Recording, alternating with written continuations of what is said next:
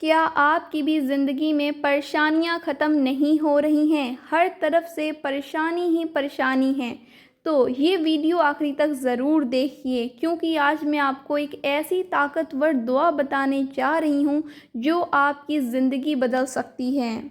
السلام علیکم۔ تو چلیے اسے میں آپ کو بتانا شروع کرتی ہوں۔ آج کل ہر انسان کسی نہ کسی پریشانی میں مبتلا ہے۔ کسی کو پیسے کی ٹینشن ہے تو کسی کو رشتوں کی، اور کسی کو تو سکون ہی نہیں مل رہا۔ لیکن ہم ہر چیز بھول جاتے ہیں کہ ہمارے پاس ایک سب سے بڑی طاقت موجود ہے، اور وہ طاقت ہے دعا کی۔ دعا کی طاقت انسان کی تقدیر کو بھی بدل سکتی ہے۔ ایک بہت ہی خوبصورت اور پاورفل دعا ہے جو آپ ہر مشکل وقت میں پڑھ سکتے ہیں۔ دعا ہے یہ: حسبی اللہ لا الہ الا ہوا علیہ توکلت ولا حول رب العرش العظیم۔ اس دعا کا مطلب ہے کہ اللہ ہی میرے لیے کافی ہے، اس کے سوا کوئی عبادت کے لائق نہیں، میں اسی پر بھروسہ کرتی ہوں اور وہی عرش عظیم کا مالک ہے۔ آپ اس دعا کو دن میں کئی بار پڑھ سکتے ہیں، یا خاص طور پہ تب پڑھ سکتے ہیں جب آپ کا دل پریشان ہو یا پھر آپ کوئی بڑی مصیبت میں شامل مبتلا ہو چکے ہیں۔ لیکن پڑھتے وقت یہ یقین رکھیں کہ اللہ آپ کی دعا کو سن رہا ہے۔ یاد رکھو، اللہ اپنے بندے کو کبھی اکیلا نہیں چھوڑتا، بس ہمیں صبر اور یقین رکھنا ہے۔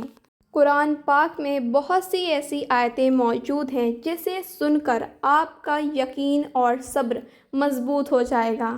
اگر آپ نے ان آیتوں کو سن لیا، سننے کے ساتھ ساتھ آپ نے اسے ترجمے سے سمجھ لیا، تو آپ کے لیے ہر مشکل وقت کچھ ہی لمحوں میں گزر جائے گا۔ تو چلیے دیکھ لیتے ہیں وہ کون سی ایسی آیتیں ہیں جسے سن کر ہمارا یقین اور یقین کے ساتھ ساتھ صبر دونوں ہی مضبوط ہوتا ہے۔ نمبر 1 آیت ہے: اِنَّ مَعَ الْعُسْرِ یُسْرًا۔ اس کا مطلب ہر ایک پریشانی کے بعد آسانی ہے۔ بے شک ہر ایک پریشانی کے بعد آسانی اللہ پاک نے رکھی ہے۔ ہمیں صبر اور یقین کے ساتھ کام کرنا چاہیے۔ ہمیں اپنی پریشانیوں کے لیے اللہ سے دعا کرنی چاہیے۔ اللہ اس وقت ضرور سنتا ہے جب ہم پریشان ہوتے ہیں اور آنسو ہمارے آنکھوں میں ہوں اور سر ہمارا سجدے میں ہو۔ اللہ اپنے بندوں کو اپنی رحمت سے کبھی محروم نہیں کرتا۔ دوسری آیت یہ ہے کہ وَلَا يُؤْتِيكَ رَبُّكَ فَتَرْضَىٰ، یعنی اللہ آپ کو اتنا دے گا کہ آپ خوش ہو جائیں گے۔ بے شک آپ کو اپنے رب سے ہاتھ پھیلانا ہے اور مانگنا ہے۔ سچے دل سے مانگیے گا، اللہ ضرور سنے گا اور آپ کی دعاؤں کو بھی قبول کرے گا۔ تو آپ کو اس رب پر یقین رکھنا ہے جو کہ دنیا اور آخرت دونوں جہاں کا مالک ہے، جس کے قبضے میں ہر ایک چیز ہے، جو انسان کو عزت دینے والا ہے اور ذلت دینے والا ہے۔ اللہ کے حکم سے چاند سورج نکلتے ہیں، تو آپ کو اپنے رب پر اتنا یقین ہونا چاہیے کہ اگر آپ مشکل وقت میں ہیں اور اسے یاد کرتے ہیں تو وہ آپ کے لیے آسانی لائے گا اور آپ کو وہ چیزوں سے نوازے گا جسے پا کر آپ خوش ہو جائیں گے۔ اور قرآن پاک کی تیسری بہت ہی خوبصورت آیت ہے: اللہ لطیف بعبادی۔ اس کا مطلب ہے کہ اللہ اپنے بندوں پر مہربان ہے۔ بے شک اللہ اپنے بندوں پر ہمیشہ مہربان رہتا ہے، لیکن اللہ اپنے بندوں کا وقت وقت پر امتحان لیتا رہتا ہے۔ وہ دیکھتا ہے کہ میرا بندہ مجھے کتنا یاد کرتا ہے اور مجھ سے کس طریقے سے مانگتا ہے۔ اللہ کو بہت خوشی ہوتی ہے جب ہم انسانوں سے نہ مانگ کر سیدھا اللہ سے مانگتے ہیں۔ اللہ بہت خوش ہوتا ہے اس وقت اور اپنے بندوں کو بے حساب نوازتا ہے۔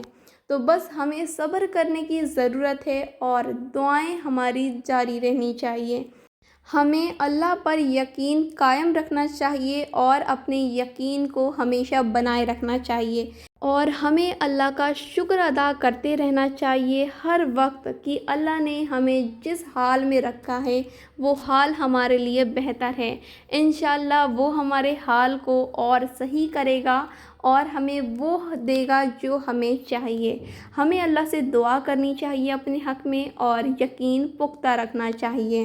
قرآن پاک کی چوتھی ایک ایسی آیت ہے جسے ہمیں ضرور سننا چاہیے۔ ان الابرار لفی نعیم، اس کا مطلب ہے کہ بے شک نیک لوگ نعمتوں میں ہوں گے، یعنی ہمیں کوشش کرنا چاہیے کہ ہم نیک بن سکیں۔ سب سے پہلے ہمیں اپنے اخلاق کو اچھا بنانا چاہیے۔ ہمارا بات چیت کرنے کا جو طریقہ ہے وہ اچھا ہونا چاہیے۔ ہمیں اپنے سے بڑوں سے ادب سے بات کرنی چاہیے، ان کو رسپیکٹ یعنی عزت دینی چاہیے، اور بچوں سے ہمیشہ پیار و محبت سے بات کرنی چاہیے، انہیں پیار سے سمجھانا چاہیے اور ان کی چھوٹی چھوٹی غلطیوں پہ ہمیں بتانا چاہیے کہ کوئی بھی کام کرنے کے صحیح طریقے کس طریقے سے ہوتے ہیں اور انہیں دین سے جوڑنا چاہیے۔ آپ کے ساتھ کوئی بھی کس طریقے سے بات کر رہا ہے یہ میٹر نہیں کرتا، میٹر یہ کرتا ہے کہ آپ اس سے کس طریقے سے بات کر رہے ہیں۔ انسان کے لہجے بتا دیتے ہیں کہ انسان کس فیملی سے بلانگ کرتا ہے، اس لیے ہمیں اپنے لہجے کو بھی ایک دم سنبھال کر استعمال کرنا چاہیے کہ کون بڑا ہے، کس سے کس طریقے سے بات کیا جاتا ہے اور کس سے کس طریقے سے بات نہیں کیا جاتا، تو اس بات کو بھی خاص خیال رکھا جائے۔ اللہ اپنے بندوں سے بہت پیار کرتا ہے، تو جب بھی آپ کی زندگی میں مصیبت آئے، پریشانیاں آئیں، دقت تکلیف ہو، تو آپ اپنے دکھ کو بندوں سے نہ بتا کر اللہ سے بتایا کریں۔ اللہ سے اس طریقے سے بتایا کریں کہ اللہ تو ہی کچھ کر دینا، ہم بے بس ہیں۔ اللہ سے اس طریقے سے آپ کو بات کرنی ہے، اس پیارے طریقے سے بات کرنی ہے کہ اللہ آپ کی باتوں سے راضی ہو جائے اور آپ کی دعاؤں کو سن لے۔ اللہ سے دعا کیا کریں، بندوں سے بتانے کی یا پھر ان سے کوئی بھی مدد کی امید نہ رکھیں، کیونکہ کوئی بھی اس دنیا میں مدد کرنے کے لائق نہیں ہے۔ لوگ آپ کی باتیں سن لیں گے لیکن آپ کو یہی کہیں گے کہ صبر کرو، محنت کرو، کام کرو، اس کے علاوہ آپ کو کچھ نہیں دیں گے۔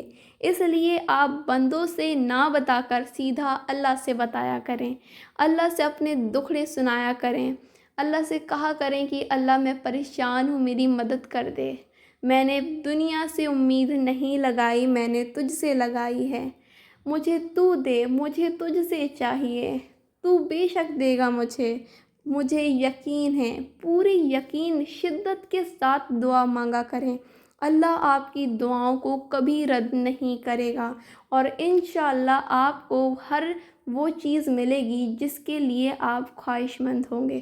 تو اللہ سے دعا ضرور کرا کریں اپنے لیے، اور جو میں نے آپ کو دعائیں آج بتائی ہیں انہیں بھی پڑھا کریں، انہیں بھی اپنے روٹین میں شامل کریں۔ اگر آپ کو آج کی ویڈیو پسند آئے تو لائک کریے گا، سبسکرائب کر لیجیے گا اور فرینڈس میں شیئر کر دیجیے گا، اور سبسکرائب کے ساتھ بیل کا آئیکن پریس کر لیجیے گا تاکہ آپ کو Islamic video time to time ملتی رہیں۔ اب اجازت چاہوں گی، اللہ حافظ۔